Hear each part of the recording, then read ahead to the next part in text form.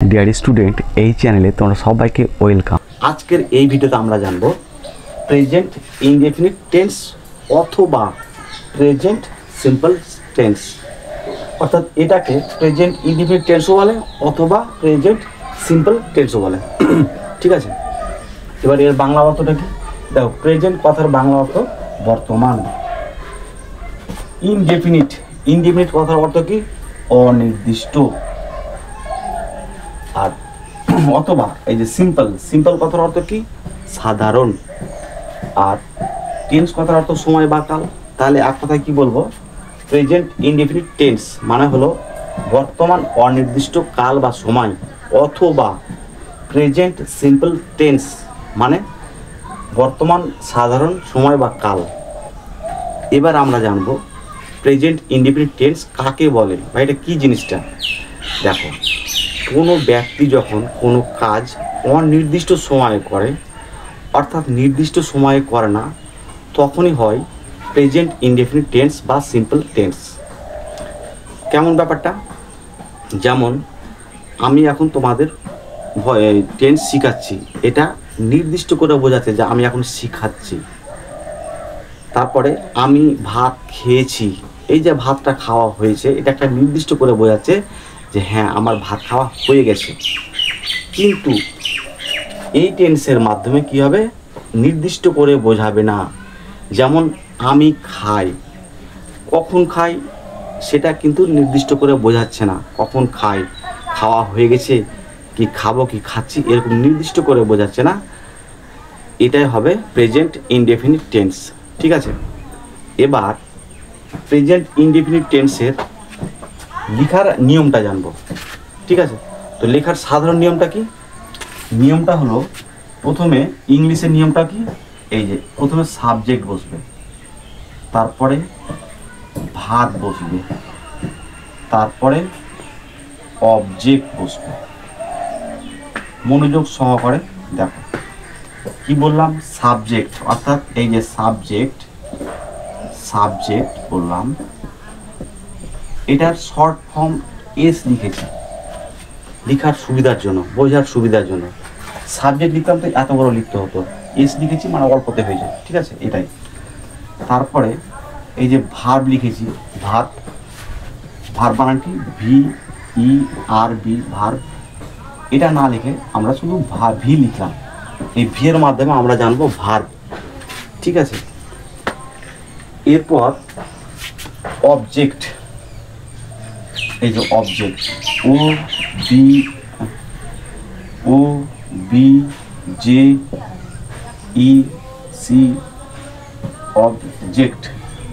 Object. এই অবজেক্টটার আমরা short form শুধু ও লিখেছি, না ওবিজে লিখেছি। ঠিক আছে, বোঝার সুবিধার জন্য। ঠিক আছে, তাহলে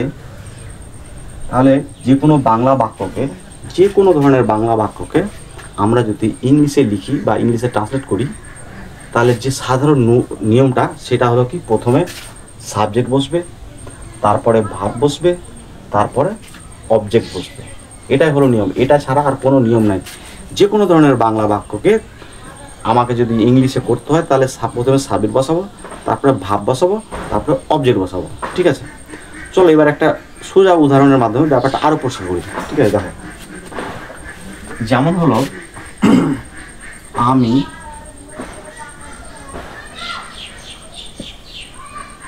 ভাত খাই, এই একটা বাংলা বাক্য।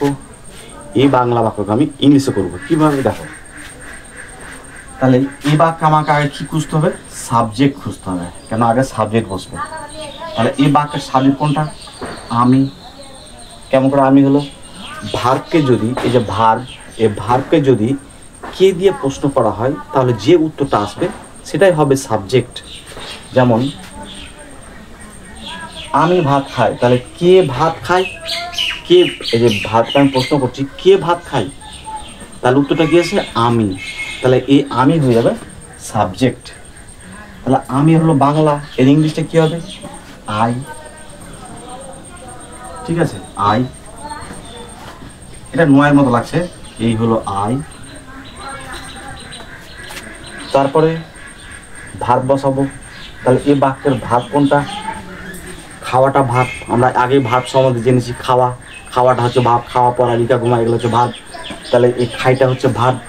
তাহলে আমি খাই বসাবো, এই সাবজেক্ট বসালাম, তারপরে প্লাস ভার্ব আছে, ভি আছে, ভার্ব আছে, ভার্ব বসাবো। তাহলে ভার্ব যে খাই, এই খাইয়ের ইংরেজি কি? ইট। ইট বানানটা কি? ই এ টি, ইট। তাহলে আই ইট হলো।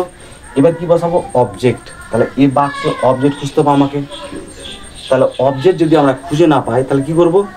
ভাতকে কি দিয়ে প্রশ্ন করবো? কয়সিকারে কি দিয়ে প্রশ্ন করব? কি বললাম? ভাতকে কি দিয়ে প্রশ্ন করব? তাহলে যে উত্তরটা বেরিয়ে আসবে সেটাই হবে অবজেক্ট। ঠিক আছে, দেখো এই যে ভাত, ভাতকে আমি কি দিয়ে প্রশ্ন করব? আমি খাই কি? আমি কি খাই? আমি কি খাই? তাহলে কি উত্তর আসছে? ভাত। তাহলে এই ভাতটাই হবে অবজেক্ট। তাহলে আমি এবার অবজেক্ট বসাবো এখানে। ঠিক আছে, তাহলে ভাত ইংরেজি কি? Rice. R I C E, rice. Rice মানে ভাত। তাহলে কি হলো? আই ইট রাইস, আমি ভাত খাই। এই হলো কমন ফর্মুলা ইনডেফিনিট টেন্স গঠন করার তথা যে কোনো ধরনের ইংলিশ বাক্যকে, বাংলা বাক্যকে ইংলিশে ট্রান্সলেট করতে গেলে আমাকে এই ফর্ম করে, এই সূত্র ধরেই করতে হবে। কি? আগে সাবজেক্ট, তারপরে ভার্ব, তারপরে অবজেক্ট। বুঝতে পারলাম? এবার আমি তোমাদের 5টা বাড়ির কাজ দিলাম, তোমরা সেটা অবশ্যই উত্তরটা করে আমাকে কমেন্ট বক্সে জানাবে। ঠিক আছে, দেখো 1 নম্বর হলো, 1 নম্বর আমি আমি আমি সাইকেল সাইকেল সাইকেল চালাই। এই একটা। 2 নম্বর, এবার আমি দিয়ে দিলাম, এবার তুমি দিয়ে দেবো। তুমি ইংরেজি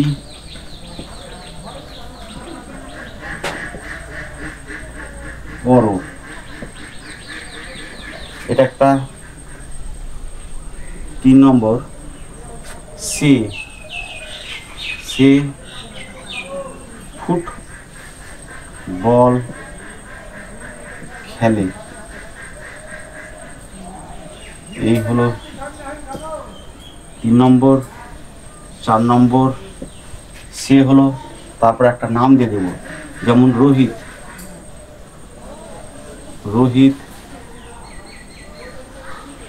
রোহিত একটি গান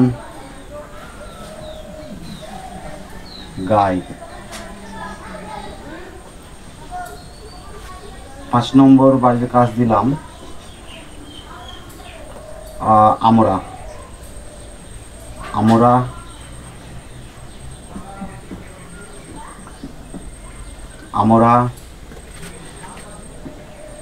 আমরা বিদ্যালয়ে যাই। আমরা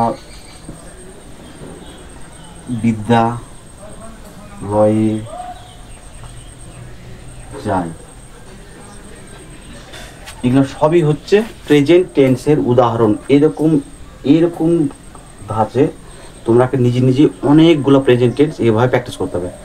আমি জাস্ট তোমাদের বোঝার জন্য 5টা তোমাদের হোমওয়ার্ক দিলাম, তোমরা এটার উত্তর করে আমাকে কমেন্ট বক্সে লিখে জানাবে। আমি দেখব এবং তার উত্তর দেবো। ঠিক আছে, এবার আমরা জানবো প্রেজেন্ট ইনডেফিনিট টেন্স বা প্রেজেন্ট সিম্পল টেন্সকে কত রকমভাবে লেখা যায়। 4 রকমভাবে লেখা যায়। কি কি? দেখো, একটা হলো অ্যাফার্মেটিভ। কি বললাম? অ্যাফার্মেটিভ বানানটা দেখো, AFFIR, অ্যাফার, TIVE, অ্যাফার্মেটিভ। অ্যাফার্মেটিভের বাংলা মানে কি? হ্যাঁ বাচক, মানে হ্যাঁ থাকবে। ঠিক আছে। 2 নম্বরটা হবে ইন্টাররোগেটিভ। বানানটা দেখো, ইন্টার, IN, টার, TER, আর inter, ro R O ro, ga G A ga, tip T I V E, যখনই টিপ কথাটা আসবে তখনই টি আই ভি ই প্রত্যেকটা ক্ষেত্রে।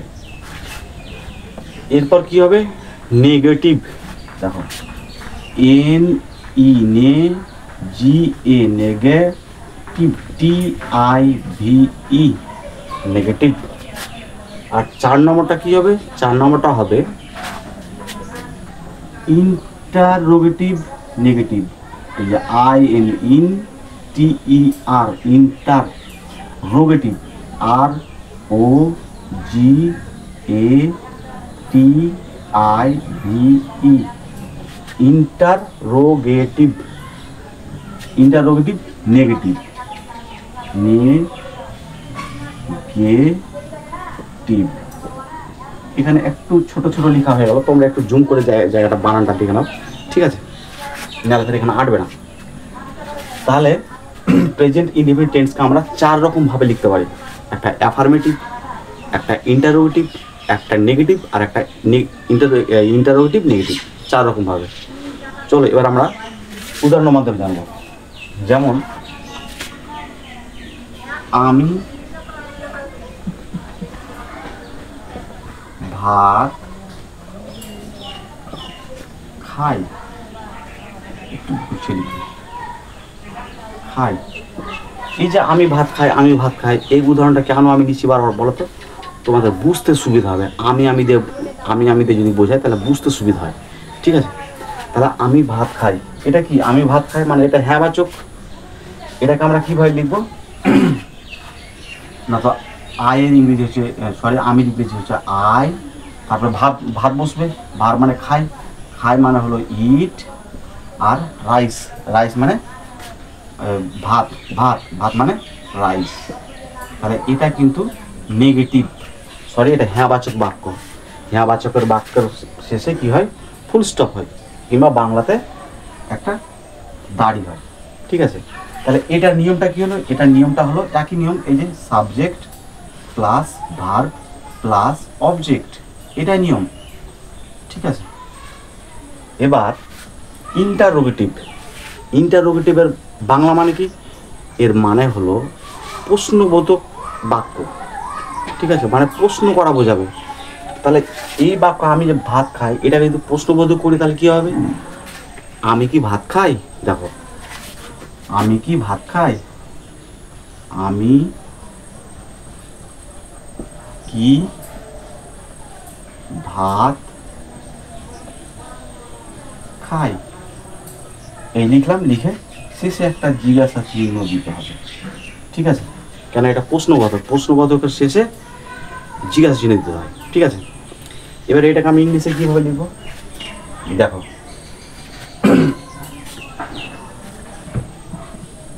এখান থেকে এটা হয়েছে, এখান থেকে এটা হয়েছে, হ্যাঁ। তাহলে কি, যেহেতু এটা প্রশ্নবোধক বাক্য, এই প্রশ্নবোধক বাক্যের জন্য এখানে কি হবে, একটা ডু ভার্ব আসবে।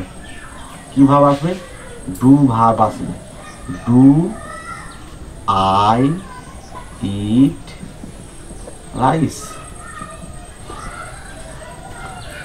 তাহলে প্রশ্নবোধক বাক্য গঠন করার নিয়মটা কি হলো, একটা ডু ভার্ব আসছে। এই বাক্যে যেহেতু এই বাক্যটাকে আই ইট রাইস, এই বাক্যটাকে যদি আমি প্রশ্নবোধক করি তাহলে কি হলো, ডু আই ইট রাইস, আমি কি ভাত খাই। তাহলে এখানে ডু কেন আসলো, প্রশ্নবোধক হওয়ার জন্য কিন্তু ডু আসলো, ঠিক আছে। এবার এখানে যেহেতু কোনো এই বাক্যটায় যেহেতু কোনো বিভাগ ছিল না, তাই এখানে এই ডুটাকে বিভাগ হিসাবে নিয়ে আসা হলো, ঠিক আছে। তাহলে এইটা রুলস কি হবে, তো আগে একটা হেল্পিং ভার্ব আসবে,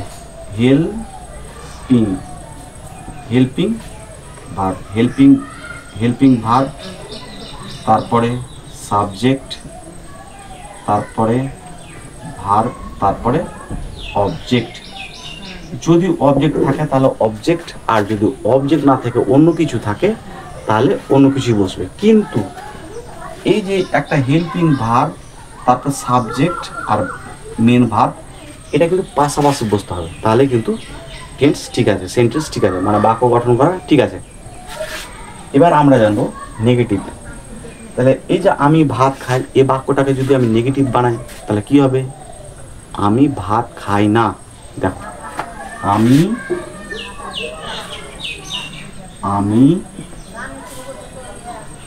ভাত খাই না, এই যে না শব্দটা আসলো, এই জন্য এই বাক্যটা হলো নেগেটিভ বাক্য, ঠিক আছে? তাহলে আমি ভাত খাই না, এবার এটাকে আমি যদি ইংলিশ করি তাহলে কি হবে? দেখো, এটা আমি একটু সারিয়ে দিলাম। তাহলে কি হবে? আমি ভাত খাই না, আই মানে আমি মানে আই, তারপরে যেহেতু খাই না কথাটা আছে, খাই না, এই জন্য কি হবে? এই বাক্যে যেহেতু কোনো হেল্পিং ভার্ব নাই, তাই এটা কিছু আসবে, ডু ভার্ব চলে আসবে, ডু, আই ডু। তারপর এই যে না শব্দ আছে, একটা না শব্দ আছে, এই না শব্দের জন্য কি হবে? নট চলে আসবে, নট। তাহলে কি হলো? I do not, I do not. তারপরে খাই, খাই ইংরেজি আমরা জানি ইট, ইট। তারপরে ভাত, রাইস। তাহলে কি হলো? তাহলে এই বাক্য আমি ভাত খাই না, এই বাক্যটাকে যদি আমি নেগেটিভ করি তাহলে I do not eat rice, আমি ভাত খাই না, ঠিক আছে? তাহলে এটার নিয়মটা কি হবে? প্রথমে সাবজেক্ট বসবে, তারপরে হেল্পিং ভার্ব, হেল্পিং ভার্ব, তারপরে নট বসবে, একটা নট, তারপরে ভার্ব, তারপরে যদি আদার্স বা অবজেক্ট থাকে তাহলে বসবে। তাহলে ভার্ব, এই যে subject, helping verb, helping verb plus not, তারপরে মেন ভার্ব, তারপরে যদি আদার্স থাকে তো আদার্স বসবে, যদি অবজেক্ট থাকে তো অবজেক্ট বসবে, ঠিক আছে? এই হলো নেগেটিভ বাক্য গঠন করার নিয়ম। এবার আমরা জানবো, এবার আমরা জানবো ইন্টারোগেটিভ নেগেটিভ। ভালো করে দেখো, ইন্টারোগেটিভ নেগেটিভ। তাহলে আমি ভাত খাই, এই বাক্যটাকে যদি আমি ভাত খাই মানে ইন্টারোগেটিভ নেগেটিভ করি তাহলে কি হবে? দেখো এখানে কি কি আছে? ইন্টারোগেটিভ মানে একটা প্রশ্নবোধক আছে, তারপরে কি আছে? নেগেটিভ। ভালো করে রাখো, কি আছে? ইন্টারোগেটিভ মানে একটা প্রশ্নবোধক চিহ্ন আসবে, আর তারপর আছে নেগেটিভ মানে একটা না না না টাইপের আসবে, না টাইপের, ঠিক আছে? তাহলে দেখো, এবার এই বাক্যটাকে আমি তাহলে ইন্টারোগেটিভ নেগেটিভ করব। কি হবে? আমি ভাত খাই, তাহলে এটার সাথে না আনতে হবে, তাহলে আমি কি ভাত খাই না, এরকম, ঠিক আছে? দেখো তাহলে লিখছি বাংলাটা, আমি কি ভাত খাই না, আমি কি ভাত খাই না, এটা লিখে, সরি এখানে একটা গিজবিজ হচ্ছে, আমি কি ভাত খাই না, এই কথাটা লিখে একটা জিজ্ঞাসা চিহ্ন লাগবে। কেন? তার কারণ ইন্টারোগেটিভ নেগেটিভ আছে, মানে এখানে একটা প্রশ্নবোধক টাইপের আর একটা নেগেটিভ টাইপের। তাহলে নেগেটিভের জন্য না আসলো, আর প্রশ্নবোধকের জন্য এই যে কি আসলো, ঠিক আছে? তাহলে কি হলো? আমি কি ভাত খাই না। তাহলে এই বাক্যটাকে আমি ইংলিশে কিভাবে গঠন করব? দেখো, আমি, তাহলে এটা যেহেতু প্রশ্নবোধক আছে তাহলে কি আসবে? সামনে একটা ডু চলে আসবে, এই যে ডু, ঠিক আছে? প্রশ্নবোধক বাক্য করার জন্য, অর্থাৎ ইনডেফিনিট টেন্সকে যখন আমরা প্রশ্নবোধক বাক্য করব তখন কিন্তু এই ডু আসবে, ঠিক আছে? তাহলে কি আসলো? ডু, এই হলো ডু। তারপরে কি বসবে? তারপরে বসবে আই,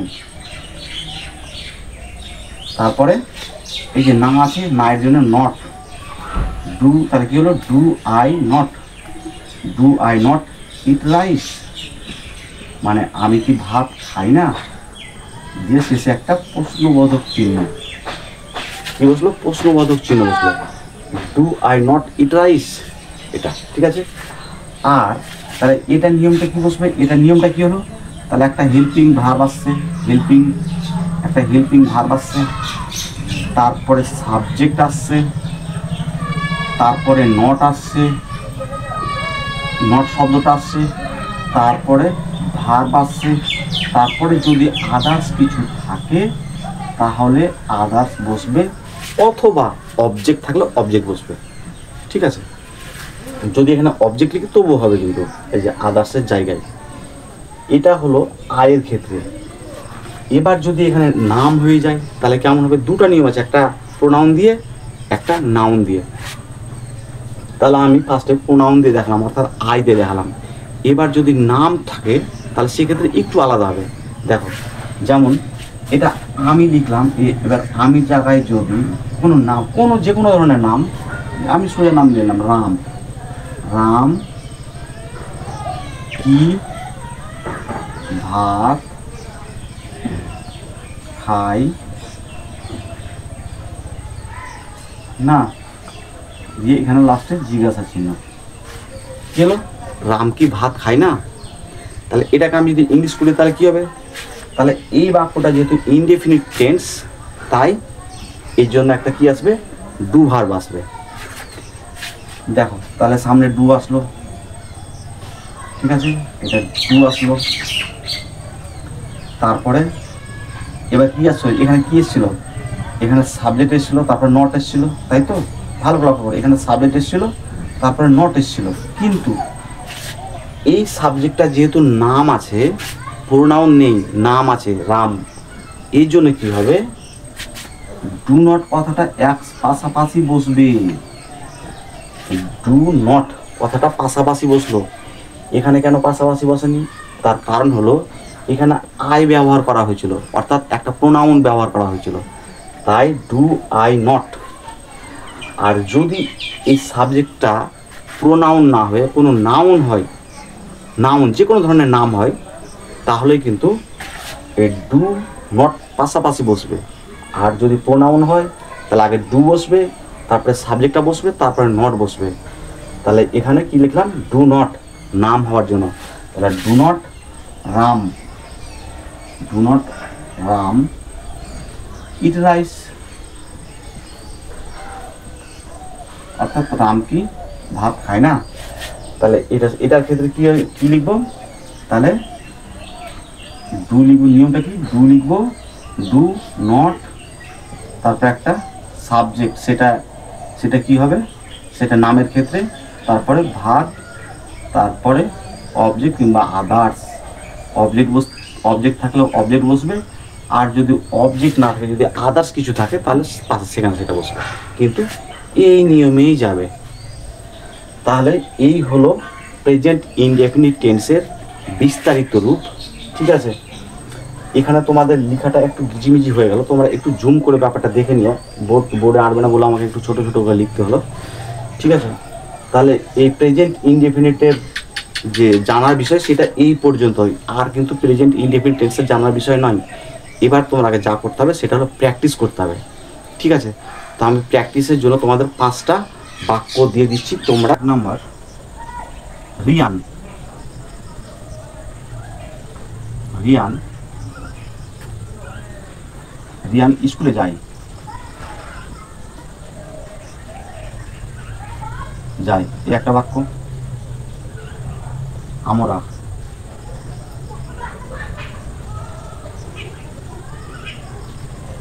আমরা গান গাই। 3 নম্বর, তারা, তারা ক্রিকেট